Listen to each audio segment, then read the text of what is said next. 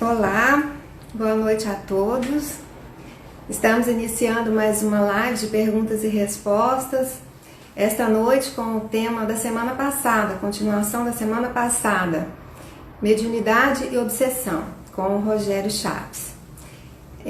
Quero, antes de mais nada, agradecer mais uma vez pela oportunidade e pedir a todos que elevem os corações, os pensamentos até Deus, pedindo muita proteção, muita harmonia, muita saúde para todos que estão sintonizados neste momento conosco, para os nossos familiares, e pedindo que a gente consiga aproveitar ao máximo esses ensinamentos que acabam vindo com essas perguntas e com as respostas.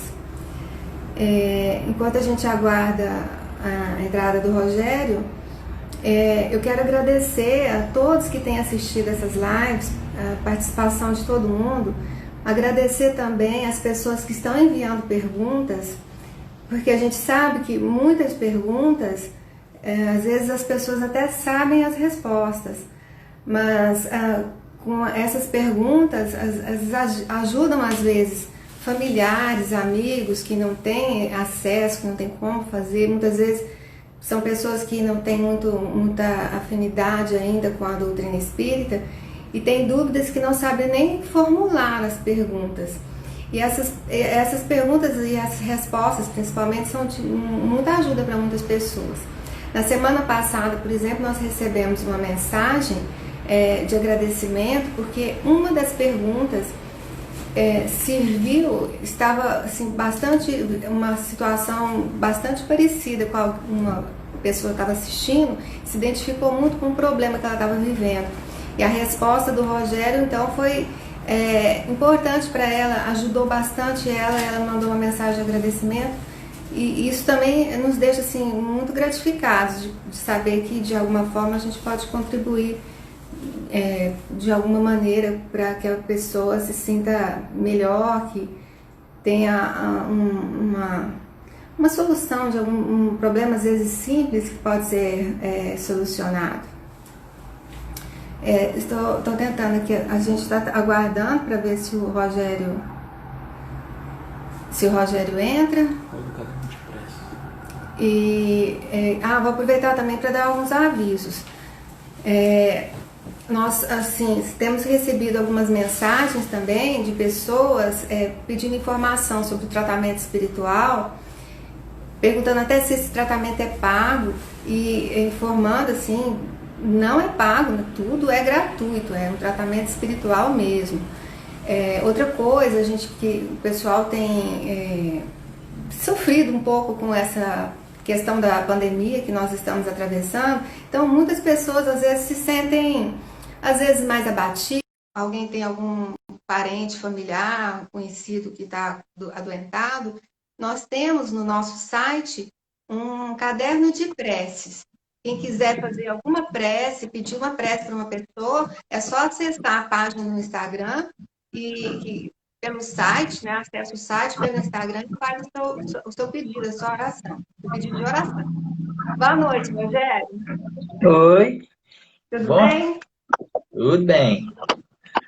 Eu Vocês? estava aqui falando, Rogério, que semana passada uma pessoa disse que uma resposta, uma pergunta, teve tudo a ver com a situação que ela estava vivendo.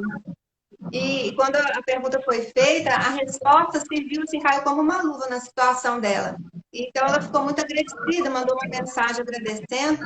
E eu estou agradecendo também as pessoas que fazem as perguntas, né? Porque uma pergunta que às vezes serve para uma pessoa, serve para várias outras.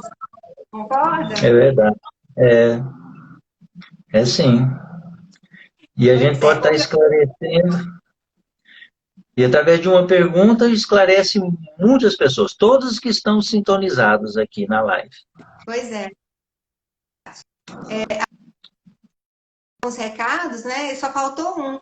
É que para as pessoas que estão precisando, querendo alguma ajuda de alguma forma, uma ajuda espiritual, se sentirem mais reconfortadas, não só pedirem as preces, não só fazerem as orações, mas assistirem também às lives, porque no momento que as pessoas assistem essas palestras, essas lives, é um momento que a espiritualidade também se utiliza para a fazer algo por elas, né? A fazer, no caso, o auxílio, certo? Onde um ou estiver reunido em meu nome, lá eu estarei. Então, tá bom. Rogério, então, vamos continuar com as perguntas da semana passada. Depois a gente começa com as perguntas dessa semana, para ver se a gente consegue terminar, porque eu não sei se nós vamos conseguir terminar também. Pois é, Tem uma pergunta. como eu disse semana passada, assim, suscita muitas dúvidas e o tempo é curto, né? A gente não pode aprofundar nas respostas exatamente por causa do tempo, mas aí as pessoas foram orientadas a procurar o livro dos médiuns, que é um compêndio seguro para tirar dúvidas sobre mediunidade e obsessão. Bom, Sim, então vamos tá. lá. A pergunta é a seguinte: uma pessoa que tem o vício da bebida, aí ela resolve, por conta própria, parar de beber, sem pedir ajuda para ninguém. Resolve que não vai mais beber e, de fato, não bebe mais, não coloca uma gota de álcool. Aí a pergunta é a seguinte: essa atitude por si só já pode considerar que está sendo feito o desligamento dos espíritos obsessores que compartilhavam desse vício com essa pessoa? E aí eu vou aproveitar para acrescentar uma outra pergunta de uma outra pessoa, que ela perguntou, uma pergunta semelhante. É possível você se livrar de um obsessor sozinho, sem pedir uma ajuda espiritual, numa igreja, no centro, alguma coisa assim? É, é possível. Basta querer. E diz os espíritos: ah, mas quão fraca é o vosso querer. A gente coloca muito pouca energia nessas coisas, sabe? Enquanto que para outras situações a gente dedica todo o nosso potencial. Agora, é possível livrar-se de um obsessor por conta própria, por si só? Sim, é possível. Às vezes, dependendo do teor da obsessão, é francamente muito difícil. Muito difícil. Para isso existem os recursos, né, de que Deus e Jesus disponibilizam a humanidade para a gente se ver livre. Agora, que é possível, é possível. A gente conhece histórias de pessoas que conseguiram se livrar. Sim, agora, o enunciado aí dessa dúvida disse assim que se a pessoa tem o vício da bebida há muito tempo e depois para de beber totalmente, né? Se ela se desliga desses obsessores. Que estavam bebendo juntos, Se né? estão bebendo junto. Se a obsessão está vinculada apenas com o vício da bebida e a pessoa parou de beber, está desvinculado desses obsessores, né? Agora, veja bem, Paulo de Tarso, na carta aos Romanos, diz assim: nós estamos rodeados por uma multidão de testemunhas. Nós estamos rodeados por uma multidão de testemunhas. Cadê as testemunhas que a gente não vê? Ora, doutrina espírita, francamente, facilmente se identifica esse enunciado, sabendo, dizendo que as testemunhas são os espíritos que compartilham conosco dos nossos momentos na vida. Os espíritos nos acompanham sempre. Todos nós somos acompanhados por espíritos. E isso é uma lei da natureza, lei da sintonia.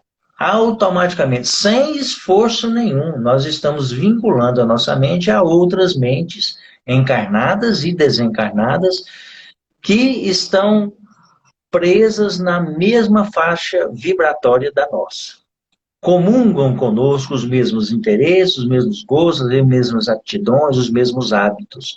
Isso formam grupos no universo inteiro, famílias espirituais, que comungam conosco e compartilham conosco todos os momentos da vida. Daí Paulo de Tarso dizer que nós estamos rodeados por uma multidão de testemunhas. E quando nós estamos presos a algum vício, seja ele moral, físico, nós estamos também rodeados por um sem número de entidades espirituais que também comungam com esses hábitos. Por isso, dizem os espíritos, que é dificílimo da gente conseguir se livrar de um hábito, de um vício, de um hábito infeliz, de um vício. Dificílimo, por exemplo, a bebida. Por que é tão difícil o indivíduo largar a bebida? Porque ele não bebe sozinho. Tem, vamos supor, 40 outras pessoas bebendo com ele, desencarnadas, que somam-se à vontade dele de beber, à vontade de 40 outras entidades, 40 outras pessoas que eram viciadas aqui enquanto estavam encarnadas. Que uma vez desencarnadas, não perde o hábito do vício, porque a morte não muda nada. Apenas que eles não têm acesso à bebida. Chega no boteco, no bar, pede uma pinga, o garçom não está nem vendo ele. Então, existe uma outra maneira deles se alimentarem pelo vício, né, que é ligando-se à sua mente, o seu perispírito com o perispírito de um alcoólatra, de um viciado. Mas por força própria, por força íntima, se o indivíduo francamente, realmente quiser, ele consegue sim se livrar de qualquer vício. Certo. E aí livra-se da companhia do obsessor. Agora, deixa eu deixar uma coisa mais clara. Eu acho que eu falei isso vez passada, semana passada. A gente põe sempre no obsessor a culpa de todos os nossos problemas. Né? Ah, o outro obsediado, o obsessor fez isso comigo, o obsessor fez aquilo, eu estou com uma série de obsessores, os obsessores estão fazendo isso, aquilo comigo. Eu disse que o obsessor, na grande maioria das vezes, não é o algoz. Ele é a vítima. O algoz somos nós. Que num momento ou no outro ferimos o seu íntimo, né? Ferimos os seus interesses, ferimos a relação que nós tínhamos, e agora ele só está cobrando o que ele acha que é justo, por vingança, por mágoa, por ódio. E está só voltando-se contra nós, porque a vida não nos dá nada. A vida só devolve o que nós lançamos na vida. Então, Rogério, a pergunta aqui também tem a ver com isso que você falou. A pergunta é a seguinte: o vício sempre vem acompanhado de uma obsessão? Porque, no caso, se a gente não pode colocar a culpa de tudo no obsessor, o vício também não poderia ser algo que tem origem apenas na nossa vontade. Ou De jeito não, nenhum. André Luiz, o espírito André Luiz diz assim: nós somos tentados exteriormente pela tentação que trazemos dentro de nós. Então, por exemplo, se um espírito imperfeito, que está aí vagando por aí, se aproxima de mim ou de você, de alguém, e chega para mim com a firme intenção de tirar a vida de alguém, ele pode chegar para mim e tentar me influenciar para eu pegar minha arma e tirar a vida de alguém. Nunca que ele vai conseguir fazer isso comigo. Porque eu não tenho essa intenção, eu não guardo nunca esse interesse, ou essa aptidão, ou essa vontade. Então, nós somos tentados exteriormente, por algo ou por alguém, pela tentação que já trazemos dentro de nós. Se nós já temos o ímpeto, a inclinação para isso ou para aquilo, o obsessor chega e só dá um cutucãozinho naquilo que já temos dentro de nós. E aí nós abrimos as portas e facilmente ele nos domina e nos comanda à vontade. Então, qual é a pergunta? A pergunta era se o vício sempre vem acompanhado de uma obsessão. Ah, sim.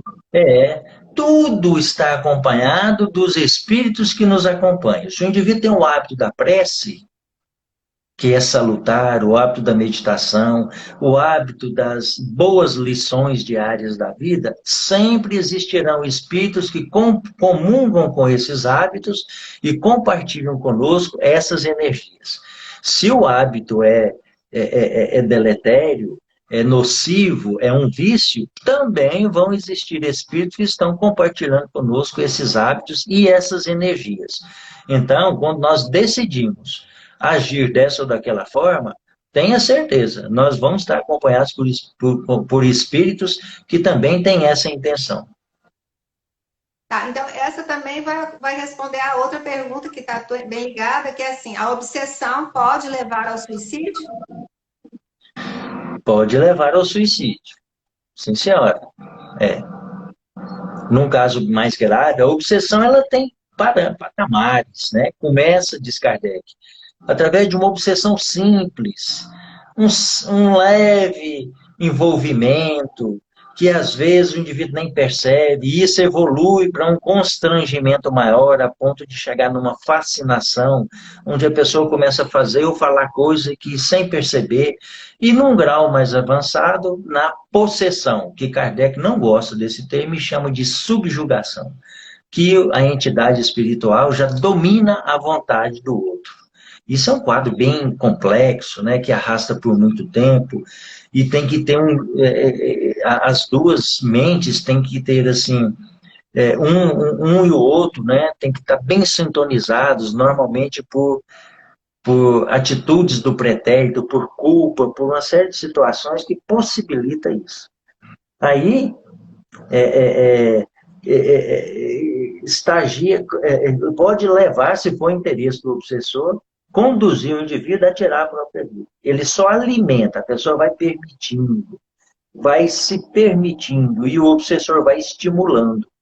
Né? Então, a gente não pode colocar a culpa só no obsessor. A culpa primeira, a responsabilidade primeira é nossa. Porque nós permitimos a aproximação do espírito, o envolvimento do espírito, a dominação do espírito e depois o comando do espírito para tirar a própria vida. E aí, então, Rogério, então, assim, no caso de um processo obsessivo, que pode, então, levar ao suicídio, a espiritualidade poderia interferir para que esse suicídio não aconteça? E caso isso seja afirmativa a resposta, isso não seria uma interferência no livre-arbítrio da pessoa? Uma e outra coisa, né? O livre-arbítrio da pessoa não é absoluto. Nós não temos o livre-arbítrio absoluto das coisas. A nossa liberdade vai até um certo ponto. A partir daí, nós não somos livres. Dizem os Espíritos, respondendo a uma pergunta de Kardec, sobre livre-arbítrio, os Espíritos respondem: todos somos livres, absolutamente, apenas para pensar.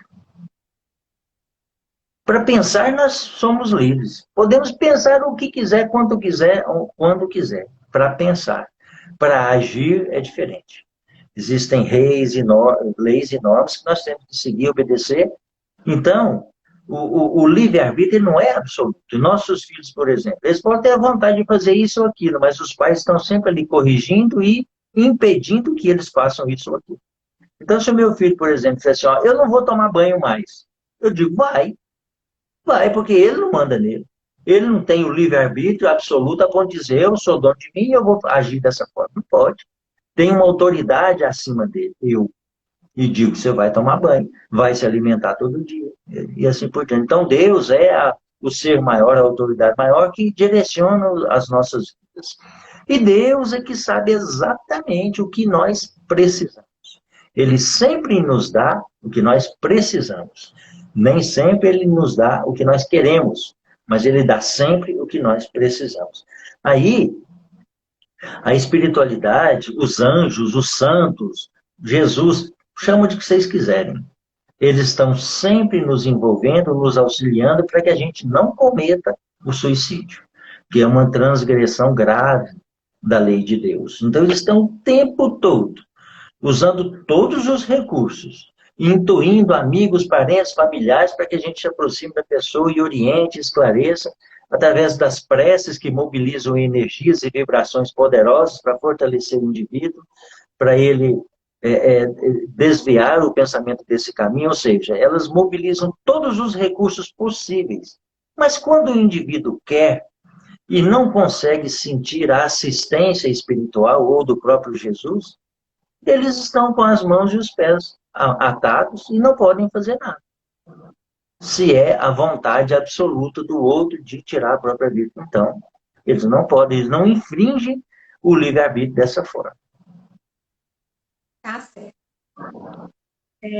Aí, essa aqui eu vou fugir um pouquinho dessa questão da obsessão. Essa é uma pergunta que a pessoa falou assim: se nós estamos sempre rodeados de espíritos, como você falou agora mesmo, né? Os espíritos estão sempre por perto. 24 horas por dia. Aquela pessoa que é médium, que consegue enxergar, por que é que ela consegue enxergar, às vezes, um espírito, ou um ou outro, e não consegue enxergar um monte de espírito tudo de uma vez? Assim, isso, imagino, que talvez essa pessoa veja alguma coisa, né? E vê um ou outro. Sabe por que que o médium não vê os espíritos o tempo todo? Porque Deus é maravilhoso. Por isso. Tá bom assim ou quer que explique? Pode explicar. É bom explicar. Não, às Né? vezes você vê um só. No caso, tem gente que fala que vê um. E aí, eu mesmo já pensei, ela está vendo um, ela podia estar vendo um monte, assim, né? Sabe por quê? Que Deus não permite que a gente tenha acesso ao mundo espiritual o tempo todo e ficar vendo espírito toda hora. Olha, nós somos seres imperfeitos. Nós habitamos um mundo imperfeito, mundo de provas e expiações, onde só tem gente ruim. No nosso mundo só tem gente ruim. Salvo raríssimas exceções que o indivíduo está caminhando agora para mudar o jeitão de ser e se tornar uma pessoa melhor. Pessoas ruins como a gente sintonizam com espíritos da mesma categoria, espíritos ruins, imperfeitos, maus, odientos, profundamente desequilibrados. São os espíritos que nós conseguimos ver, apreender e perceber pelas vias da mediunidade. São esses.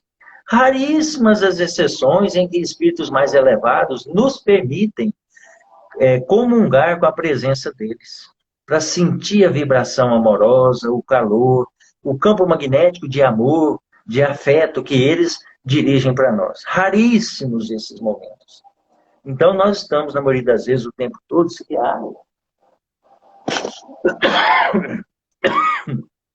desculpa aí. Nós estamos, na maioria das vezes, envolvidos, sintonizados por espíritos da nossa categoria, espíritos imperfeitos. Imagine, Mônica, se eu estou andando na rua e estou vendo aquele tanto de espírito girando para lá e para cá. E muitos em frangalhos, mal vestidos, maltrapidos, faltando membros. Muitos dessa forma, profundamente desequilibrados. Aí eu chego em casa, entro dentro de casa, a minha casa está cheia de espíritos. Um monte sentado no sofá, outro sentado à mesa, outro lá no quarto. Eu vou tomar banho, tem dois dentro do banheiro olhando para mim, com o olho estatelado, olhando eu tomar banho. Aí eu entro no meu quarto, vou deitar, tem um deitado na cama junto comigo. Imagina que vida é essa. O tempo todo você percebendo e sentindo a presença dos espíritos. E o obsessor, aquele que guarda raiva de você, que quer vingar-se de você de uma forma ou de outra, está pendurado no seu pescoço, te enforcando. Falando asneiras, besteiras, te agredindo verbalmente o tempo todo. Imagina como seria a nossa vida se a gente percebesse o mundo espiritual o tempo todo dessa forma. Então a gente não ia ter paz. Por isso Deus colocou um freio no nosso cérebro. O nosso cérebro físico não consegue manter ligado essas duas realidades ao mesmo tempo, por muito tempo. A realidade espiritual e a realidade material. Nós não temos essa capacidade. Nosso cérebro não suporta. Aquelas pessoas que se encontram em desequilíbrio mediúnico, que estão percebendo grande parte do tempo a presença do mundo espiritual, os espíritos, o vingador ao lado dele, agredindo. Esse panorama que eu descrevi, ele enlouquece. porque o cérebro não consegue organizar essas duas, é, é, é, esses dois mundos ao mesmo tempo. Não consegue, ele enlouquece. Diz Chico Xavier que 85% dos pacientes internados em casas de repouso, que antigamente era chamado manicômio, são médios em desequilíbrio, que Eu, enlouquece por conta do eu desequilíbrio mediúnico. atendi uma gestante uma vez que ela via muito, ela era muito quietinha, caladinha, e disse assim que ela estava calada porque ela não estava sabendo diferenciar se ela conversava com uma pessoa que estava viva ou não. Às vezes ela perguntava quantas horas para alguém que não existia, e as pessoas já estavam achando que ela estava assim, sabe? Então, Era a peru. gente estava totalmente em desequilíbrio, né, nesse momento. É, a pessoa entra em alienação mental, sabe? São raras as pessoas, raros os médios que possuem o equilíbrio íntimo para estar percebendo os espíritos dessa forma. Então, quem viu o filme do Divaldo Franco, por exemplo, sabe que ele sempre foi assim desde a mocidade, né? Mas era um indivíduo equilibrado, tranquilo, né? Com a mente bem direcionada na vida, intenções bem direcionadas. Então, ele conseguia ver um desencarnado e um encarnado ao mesmo tempo lá. Ele falava com um, não sabia se era encarnado ou desencarnado. E depois, com a experiência, ele foi aprendendo a distinguir um do outro. Tá. Agora, a outra pergunta também, essa é uma pessoa que mandou uma mensagem para mim, um amigo. Ele disse que costumava, antigamente, na adolescência dele, ele via vultos e via espíritos, mas ele não fez nada com isso, não. Ele não frequentou nenhum centro, nem igreja nenhuma, mas disse que com o tempo isso passou. E parou de ver. Agora, ultimamente, de uns tempos para cá, ele tem visto novamente uma pessoa só uma pessoa, sempre vê quando ele vai dormir uma pessoa no quarto dele. E aí ele pergunta assim: será que ele está vendo um mentor, um anjo ou um espírito sofredor? Uai, como é que a gente vai saber, né? Fala para ele perguntar. Quem é? O espírito deve responder para ele. Se está lá Será que parado esse tempo todo e não agrediu ele, não fez nada constrangedor para ele, deve ser um espírito, um anjo da guarda, alguma coisa assim. Porque se fosse um obsessor, um espírito maléfico, ele teria agredido, ou ele já perceberia, né, que aquele espírito está ali constrangendo a pessoa, a família, alguma coisa assim. Agora, isso é muito interessante, a gente dizer que é muito comum o jovem, a criança e o jovem perceber o mundo espiritual. Então a gente vê as criancinhas novinhas, até 7 anos ou antes, brincando lá sozinha, conversando com um amiguinho invisível. A grande maioria das vezes, o amiguinho invisível é uma criança desencarnada, um espírito de uma criança que está lá brincando com ela. E que a criança encarnada, ela percebe o mundo espiritual com muita facilidade, porque a reencarnação ainda não se completou. Então, esse espírito ainda está tanto no mundo espiritual quanto no mundo material. Aquela ligação com a matéria ainda não é plena. E isso pode se estender até a adolescência também, para se completar totalmente a reencarnação. Os centros nervosos estarem absolutamente ligados nos respectivos centros nervosos do perispírito. Então, a reencarnação não se completa. Aí o indivíduo percebe muito mais facilmente o mundo espiritual. Então ele vê uma entidade ou outra passando daqui para ali, ouve vozes. Os parentes desencarnados que vêm visitar a pessoa na casa dele, ele vê o parente, a avó, o vô, o irmão, o fulano, que já desencarnou, que entra lá, percebe. Depois isso, completando a reencarnação, o indivíduo vai desligando desse desdobramento parcial do mundo espiritual.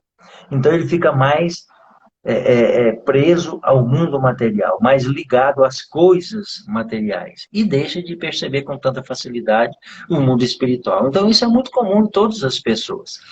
Quando cessa na infância, no início da adolescência, essas percepções e não voltam mais, não tem problema. né?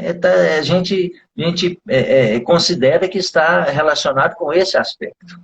Agora, se o indivíduo é um médium ostensivo, com um compromisso mediúnico, isso não para. Pelo contrário, evolui, desenvolve, né? Ele começa a perceber mais e se não equilibrar a mediunidade, eu não gosto de dizer desenvolver a mediunidade, eu prefiro dizer equilibrar a mediunidade, para o indivíduo continuar essa manutenção do intercâmbio espiritual, ele vai estar em maus lençóis. Né? Então tem que buscar equilibrar a mediunidade. Como é que se equilibra a mediunidade? Estudando para compreender o processo. E encaminhando-se na vida conforme os desígnios de Jesus. Jesus era um médico, um psicoterapeuta excelente. Tudo o que ele ensinou é para o nosso bem-estar, para a gente alcançar a felicidade mais rapidamente. Todos os conceitos e as promessas de Jesus, quando seguidas, nos levam a bem-estar e a paz interior. Então Jesus dizia, qual é o mandamento maior que Jesus proferiu? Amar a Deus acima de tudo. Amar o próximo como a si mesmo. Se a gente fizer isso, a gente está em equilíbrio na vida. A gente está tranquilo, está em paz.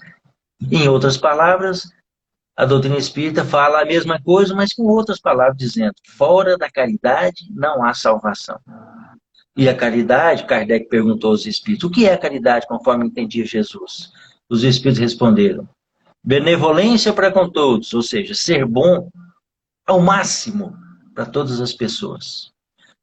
Indulgência para com as imperfeições alheias, ou seja, compreender os defeitos dos outros. Sabendo que nós também temos defeitos. Tolerar os defeitos dos outros, como gostaríamos que eles também tolerassem os nossos. E o terceiro, perdão das ofensas. Se a gente conseguir fazer isso, a gente vai rapidinho para o céu. Bom foguete. E se Deus não segurar a gente passa do céu. Eu ia fazer, quando tu falou ali sobre obsessão, eu esqueci de perguntar uma outra pergunta sobre obsessão. Aqui alguém perguntou como faz, se é possível diagnosticar se ela está sendo uma fonte de obsessão. Pode. Existem sinais e sintomas da obsessão. É diferente de uma pergunta que foi feita semana passada, que era se existia sinais de mediunidade. Não foi isso que perguntou? Aí eu respondi que Kardec diz que não existe nenhum sinal evidente dizendo que esse sinal é patognomônico de uma mediunidade. Né? Não existe um sinal nesse sentido. Mas os sinais de obsessões existem vários, que o indivíduo pode identificar e perceber que está sendo presa de uma influência espiritual negativa. O que é a obsessão? É a ação má de um espírito sobre o outro, procurando constranger ou inclinar para o desequilíbrio. Isso aqui é uma obsessão. É sempre aplicada pelos espíritos imperfeitos, inferiores. Espírito bom, espírito equilibrado, nunca constrange, sempre auxilia. Então, quais os sinais e sintomas que nós podemos identificar em nós e que indicam que estão sendo obsediados, influenciados negativamente pelos espíritos? São vários. Vamos citar só alguns? Irritabilidade sem motivo, impaciência e intolerância no trabalho, em casa, na rua, sem motivo aparente, alterações fisiológicas, patológicas do corpo físico, né? Lógico. Dor de cabeça, enjoo, náusea, dor de estômago. Tudo isso pode ser sinal de obsessão. E mais, depressão, uma tristeza que não passa sem motivo aparente. E mais, uma série de outros motivos. Tudo isso que leva à degenerescência do ser ou ao constrangimento. Tudo isso que não tem causa aparente e que teima em permanecer. Então, por exemplo, É perfeitamente natural eu me irritar durante o dia. Talvez me irrite com uma coisa ou outra e acabou e passou e pronto. Não. A obsessão, ela permanece, a irritação, o dia todo e evolui e piora, né? Levando, às vezes, a desentendimentos graves dentro de casa, no trabalho, na rua, em todo lugar. Então, ela é persistente, sem causa aparente. Alguns dos sinais da obsessão.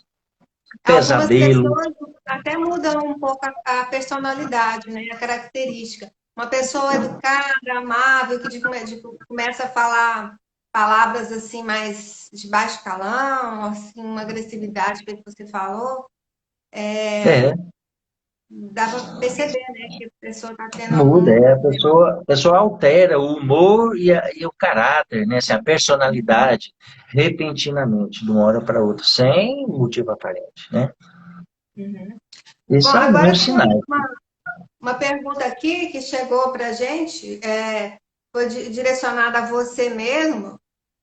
Perguntou se ela gostaria de saber se você já leu um livro chamado Todo Mundo Tem um Anjo da Guarda. Essa pergunta não tem muita coisa a ver com a mediunidade, não.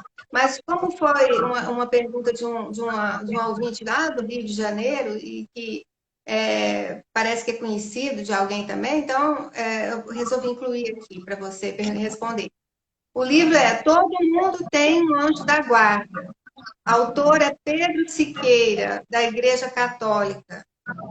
Você conhece Pois esse é, livro? eu tenho um amigo, não conheço o livro. Eu tenho um amigo, ele é católico, pessoa maravilhosa, pessoa boa. O que define a pessoa não é a religião dela, né? Eu tenho amigos ateus, que são excelentes pessoas. Tenho amigos espíritas, que também são boas pessoas. Bom, e o que define a pessoa não é a religião. A religião é uma opção de filosofia de vida da pessoa. Agora, esse amigo meu católico, eu me lembro da gente ter conversado, e se não me engano, ele fez referência a esse livro. Todo mundo tem um anjo da guarda, não é? Eu me lembro que ele falou que esse livro descrevia a vida dos anjos, a hierarquia dos anjos e o relacionamento dos anjos com os homens, que era permitido pela igreja, essa relação. Só isso que eu sei desse livro. Não li, não conheço o livro, e se eu não estou enganado, é o mesmo livro que o companheiro meu comentou. Mas não cheguei a ler o livro. Não porque é Tá. católico, né? Eu leio livros o livro tem que ser bom. Não me interessa a fonte, ou se é católico, religioso, ou de filosofia, né? Eu adoro, por exemplo, Mônica, curiosidade. 30 segundos de curiosidade. Eu adoro livros policiais, principalmente da Agatha Christie. Adoro romances policiais, sabe? Eu já li a coleção da Agatha Christie. Eu lia muito também. Tem Nossa, uma eu acho série, fabuloso. já que o momento é curiosidade, se você gosta de ficção científica também, né? Demais da conta. Tem uma série que chama Dark. Você já ouviu falar? Já vi, eu assisto alguns episódios de vez em quando. Pois é, e a gente começou a assistir aqui e está achando super interessante essa questão da viagem no tempo. Bem legal, né? Eu adoro ficção científica, sabe por quê? Vamos relacionar ficção científica com a doutrina espírita, que está muito relacionado. Porque alguns filmes de ficção científica, por exemplo, deixa eu dar um exemplo aqui. Tem um filme que chama. Qual, hein? Ah, tem Star Trek, Jornada nas Estrelas. Então o cara sai no espaçonave, no espaço, no universo, caminhando no universo, relaciona-se com vários povos. Cada povo tem um aspecto, porque a doutrina espírita fala assim, que os corpos são relacionados com o ambiente do planeta em que vive. O perispírito vai formar corpos próprios para resistir àquele planeta. Então, os povos que o povo encontra são povos com aspectos diferentes, com inteligências diferentes, com leis diferentes, com aspectos diferentes. E nesse filme, eu lembro que teve um episódio que eles fizeram uma reunião na Federação dos Planetas, e teve um representante de cada povo. E chegou um representante de um planeta lá, que ele vinha numa armadura, blindado numa armadura, e depois lá explicaram que ele não podia ambientar-se sem aquela armadura. O seu corpo não suportava o ambiente sem aquela armadura de proteção. Porque ele era um ser mais evoluído. Tanto que ele não discutia aquelas bobagens que eles ficavam presos lá, e ele não estava nem aí, sabe? Ele estava, assim, preocupado com outras coisas, melhoria do universo, outros negócios. Mas aí teve um momento lá que alguém estava em perigo, ia cair lá não sei de onde, morrer de uma altura, e o povo, como é que faz? Como é que vai pegar? Aí ele saiu da armadura. E saiu um feixe de luz, assim, flutuando para cima, foi lá, resgatou a pessoa e trouxe embaixo, para baixo. Mas depois ele ficou lá, todo machucado, assim, a superfície da pele, porque entrou em contato com a atmosfera, sabe? Então, os seres luminosos, eles têm essa capacidade de levitação, de fazer coisas que o encarnado, que está preso ao corpo, arraigado a esse corpo, com medo do Covid, com medo de um tanto de trem, e não preocupa com coisas mais elevadas, né? Então, por exemplo, Sócrates, lá na introdução do Evangelho segundo o Espiritismo, fala assim, mas não é a alma que vai sobreviver à morte desse corpo? Então não seria mais inteligente da nossa parte dar mais importância para a alma do que ao corpo? Né? Chamando a atenção das pessoas para isso. E nesse filme, estou me delongando demais, nesse filme fala sobre os universos, vários universos, onde vivem pessoas diferentes, de mundos diferentes, categorias diferentes. Ora, um brasileiro chamado Jorge, não sei o quê, não lembro sobre o sobrenome dele, que é um pesquisador da NASA, ele elaborou a teoria mais aceita da criação do universo hoje em dia. A teoria dos universos paralelos. Olha que massa. Massa demais. E eu li essa teoria, eu li a sinopse da teoria, não entendi bolufas. Mas eu sei que André Luiz, por exemplo, já fala dos universos paralelos. Há muito tempo, desde a doutrina espírita para cá, sabe? Que nós todos vivemos em universos paralelos.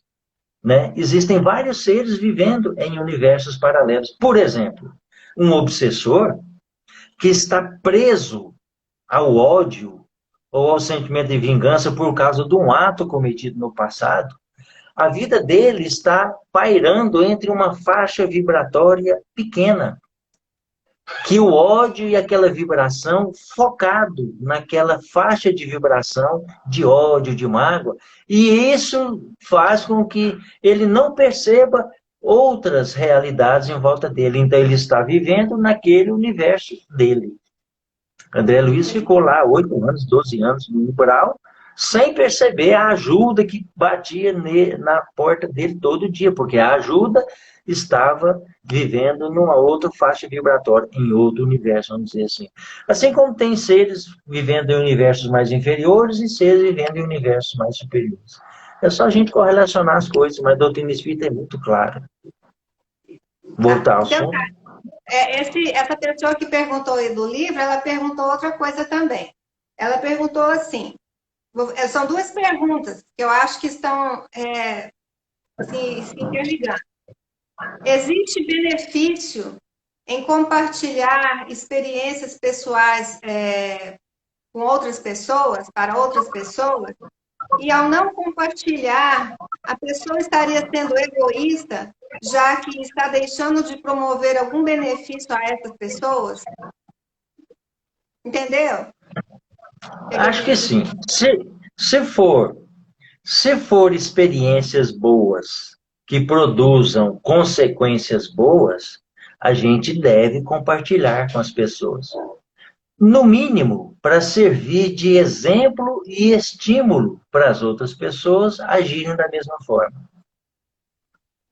Se forem experiências ruins, que promovam consequências deletérias ruins, é melhor se calar, para a gente não dar mau exemplo para as pessoas. Era isso que ela perguntou, mais ou menos?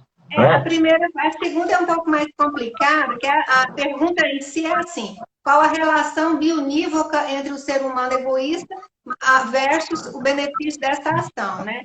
Traduzindo, eu achei que seria mais ou menos isso. Uma pessoa estaria sendo egoísta, é, já que estaria deixando de promover algo benéfico a outra pessoa se não compartilhasse essas experiências. É, uma relação bionírica é uma relação egoísta, né? De cá para lá e simplesmente entre dois polos sem que outros compartilhem. Então, é, é como eu disse, depende. Né? Se for atitudes boas, louváveis, a gente deve compartilhar com as outras pessoas, para que todos vejam o benefício das boas ações e servir de exemplo. Mas se forem más ações, é melhor se calar para não servir de mau exemplo para os outros. Né? É. Ó, faltam duas perguntas, o tempo está acabando, eu acho que a gente vai conseguir terminar. A pergunta é: Beleza. o que é animismo? E tem uma outra pergunta que aliás, são três perguntas. Eu vou perguntar duas aqui que eu acho que dá para perguntar junto. O que é animismo? Qual a diferença entre o médio mecânico e o médio inconsciente? Consciente. O médium consciente e o médium mecânico, ou o médium É, inconsciente. O médium mecânico é o médium inconsciente. Vamos é, começar por essa? tá. Vamos começar por essa, porque eu vou ver se eu consigo, assim, rápido as palavras, explicar a diferença. Para entender bem, tem que fazer o curso de mediunidade para entender isso. O médium consciente é aquele em que tem noção exata da mensagem que os espíritos querem passar através dele. Então, por exemplo, eu sou médium psicógrafo. Aí o espírito posta-se do meu lado aqui e fala para mim o que ele quer que eu escreva. Quando ele fala, a mensagem dele passa pelo meu cérebro, eu tenho nítida consciência da mensagem e eu transcrevo a mensagem. É como se você ditasse para mim: Rogério, escreve aí. Isso, e eu estou te ouvindo e escrevendo, reproduzindo as suas palavras. Esse é o médium consciente. O médium inconsciente, ele não tem noção do que está sendo transmitido pelo espírito. A mensagem não passa pelo cérebro dele. O espírito se utiliza dos recursos do médium sem que o médium tenha consciência da mensagem ou da atitude que está tomando. Deu para entender mais ou menos? Mas aí vem uma dúvida. Vem uma dúvida, sim. Mas por quê? Para que serve isso? Para que serve um médium consciente ou inconsciente? Por que não é tudo consciente? Por que não é tudo inconsciente? E qual que é Por que não é melhor? tudo Tem um mecânico? melhor? Tem um melhor que o outro?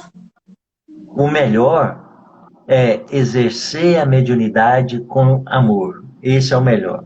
O tipo da mediunidade, se é consciente, inconsciente, se é psicógrafo, psicofônico, escrevente, audiente, não importa. O importante é exercer a mediunidade com amor, certo? Mas qual é a diferença? A diferença básica é a seguinte: quando um médium está consciente, está transmitindo uma mensagem do Espírito, é como eu falei, o Espírito dita para ele e ele transcreve, seja da escrita ou da palavra. Então, se você está ditando, é como se você estivesse falando para mim ao telefone e eu com o telefone no ouvido estou falando para a Aline aqui do lado. Você fala isso e isso para a Aline, e eu repito para a Aline. Isso, a Mônica está dizendo isso, isso, isso. Né? Então, eu sou o intermediário entre você e a Aline. E estou entendendo e passando por mim a mensagem que você está mandando eu passar para ela. É o médio consciente. O inconsciente, não. Né? E por que usar um ou outro? Depende da tarefa a ser executada. Sempre o médium consciente, ele dá pitaco na mensagem. porque a mensagem passa pelo cérebro dele, então ele codifica a mensagem do espírito e ao reproduzir a mensagem, seja pelo escrito ou pela palavra, ele acrescenta às vezes a impressão que ele tem daquela mensagem. Uma palavra que muda, um conceito que muda, já pode diferir no sentido da mensagem. Concorda? Não é? E Tá. o médium mecânico, não. Então, o médium mecânico, ele é usado pelos espíritos quando o espírito não quer que o médium interfira em nada naquele procedimento que vai ser executado. Por isso, ele se E, utiliza do médium. e como que você então saberia dizer se a mensagem ela é genuína? Se o médium poderia interferir então no que está sendo transmitido? Como saber se aquela mensagem é dele mesmo ou se não é do médium, que com as opiniões dele, com os preconceitos dele, com tudo dele? Boa pergunta, hein, Mônica? E Kardec teve essa ideia e perguntou para os espíritos exatamente isso. Aí os espíritos responderam assim: o que importa se a mensagem é do médium ou do outro espírito? Se o espírito transmitiu a mensagem e o médium acrescentou uma coisa ou outra ou não, não importa. O que importa é o teor da mensagem. É isso que importa. Não interessa se a mensagem é de São Luís ou de Jesus, ou do Zé Mané, vendedor de espetinho na esquina. Não importa. O que Não, importa não é a importa de quem essência da é. mensagem. Pois é, mas Hã? essa essência que pode ser alterada também, não pode? Sim, Se você pode ser alterado, mas a gente não sabe se alterou, não é? O Espírito passou uma mensagem, o médium acrescentou alguma coisa e nós recebemos a mensagem já com os acréscimos, não é? Pega essa mensagem e passe pelo crivo da razão, diz Kardec. Passe a mensagem pelo crivo da razão. Avalie a mensagem e olhe se ela é boa ou não. Se for boa, aplique, divulgue, dissemine. Se não for boa, elimine. Inclusive, no livro dos médiuns, tem duas mensagens atribuídas a Jesus, que, que Kardec recebeu, e o espírito que transmitiu a mensagem disse que era Jesus. Começou a mensagem uma beleza, floreando aquela mensagem mais bonita. Então, quando eu estudei o livro do médium primeira vez, que eu vi a mensagem, eu li e eu pensei, falei, Kardec está enganado, essa mensagem é de Jesus, porque eu fiz a avaliação da mensagem e eu achei que era de Jesus. As duas. Depois Kardec lá na frente falou, ó, não é de Jesus, por isso, por isso e por isso. E eu voltei na mensagem, li, e eu tive que concordar com Kardec. Porque muitas vezes nós somos enganados pelos espíritos. Muitos médios não veem os espíritos, ou eles se fazem de bons, ou transfiguram-se de bons, a gente acha que é um espírito com intenção boa, passa uma mensagem, quando vai ver, a mensagem tem um sentido totalmente errado, né? Com um sentido como se diz assim, mascarado o sentido, né? Que às vezes a gente acha que é boa e por detrás tem outro sentido. Nessa resposta aí, você respondeu o que era animismo? Não, animismo é o seguinte, animismo é diferente de mediunidade. A mediunidade, o médium é intermediário entre os espíritos desencarnados e o indivíduo encarnado. Então, o médium é um fio condutor que traz uma mensagem do mundo espiritual para o mundo material. Isso é mediunidade. Animismo, o espírito que está passando a mensagem é o espírito do próprio médium. Então, animismo não é mediunidade, porque mediunidade é ser intermediário entre os planos da existência. E o animismo é o próprio médium que transmite a mensagem da sua alma, da sua própria alma imortal e antiga, que já possui em si muitos conceitos, muitos atributos, muitas informações adquiridas ao longo das vivências e das experiências.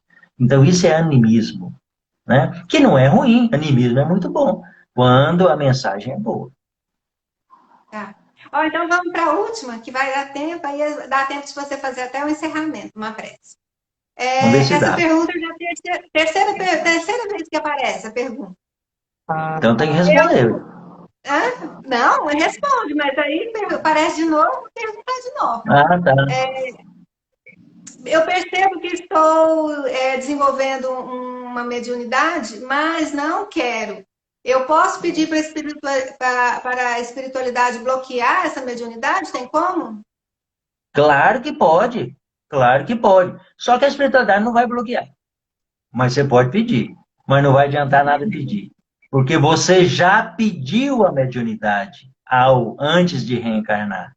A mediunidade está incrementada, implementada no seu programa reencarnatório. Ninguém é médium de paraquedas. Ninguém nasce com mediunidade por acaso. A mediunidade é uma capacidade, uma faculdade implorada por nós para que quando estivéssemos encarnados, a gente pudesse usar ela em benefício dos outros e agindo para os outros, as consequências são benéficas para nós. Então, é uma ferramenta belíssima, importantíssima para nós resgatarmos muitos erros que nós praticamos no passado e começarmos a plantar a nossa vida, nosso caminho de flores nessa vida mesmo, através da mediunidade. Você já pediu, não pode mais querer abandonar a mediunidade. Não tem jeito, não tem jeito. Aí o seguinte, a única coisa que você pode escolher não é escolher ser médio ou não ser médio. Já está escolhido, você é médio, já escolheu. Você pode escolher que tipo de espírito você vai ser intermediário. E isso a gente pode escolher. Espíritos bons, espíritos equilibrados, harmoniosos com as leis divinas, ou espíritos perturbados. Aí você pode escolher. E a gente escolhe não é apontando o dedo, eu quero esse, eu quero aquele, não. A gente escolhe pelo processo de sintonia, eu não disse mais cedo? Que a gente está sempre rodeado pelos espíritos que sintonizam com o nosso jeitão de ser e formam a nossa família espiritual que convive conosco. Então, nós vamos ser médios desses espíritos que nos acompanham.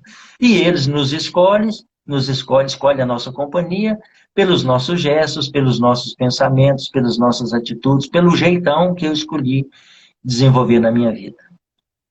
Mas Sinto eu sei muito. que tem um jeito aí que às vezes as pessoas falam assim, fechar algum um chakra para dar uma melhorada, para a pessoa dar uma equilibrada, não tem isso?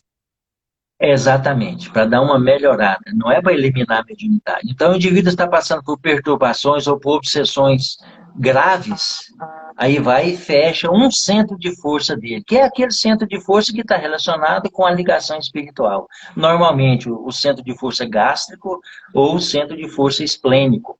Aí o médium vai lá e faz uma terapia desse centro de força, de forma que fecha o centro de força e ele não fica tão captando tanta coisa no mundo espiritual, temporariamente. É só para o médium dar um alívio para ele equilibrar e se fortalecer e voltar de novo a jovialidade, a fortaleza para continuar trabalhando. Não tem jeito de tirar a mediunidade, sinto muito. Um minuto para fazer a prece final.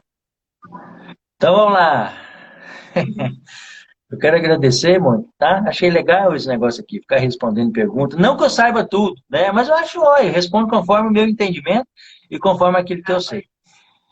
Tá bom? Então vamos Não, lá, foi vamos bom fazer a prece. demais. Se você não sabe tudo, a gente não sabe nada. Então tá ótimo. É capaz, né? Mestre querido Jesus, bondosos companheiros espirituais que nos rodeiam, que nos envolvem, principalmente nesses momentos onde atraímos para nós a presença dos bons espíritos. Queremos agradecer profundamente a Jesus por esses momentos que passamos aqui, pelo aprendizado realizado, pela sintonia que estabelecemos com tantas pessoas, trocando vibrações, comungando, todos nós, formando essa grande família, envolvidas em afeto, em carinho. Permita, Jesus, que hoje mesmo à noite, nós, durante o sono, durante a reposição das energias físicas pelo sono, nós possamos ser ainda envolvidos e protegidos por Jesus e pela equipe espiritual. Que possamos ainda aprender, continuar aprendendo à noite, durante o desdobramento pelo sono, porque o espírito não tem necessidade de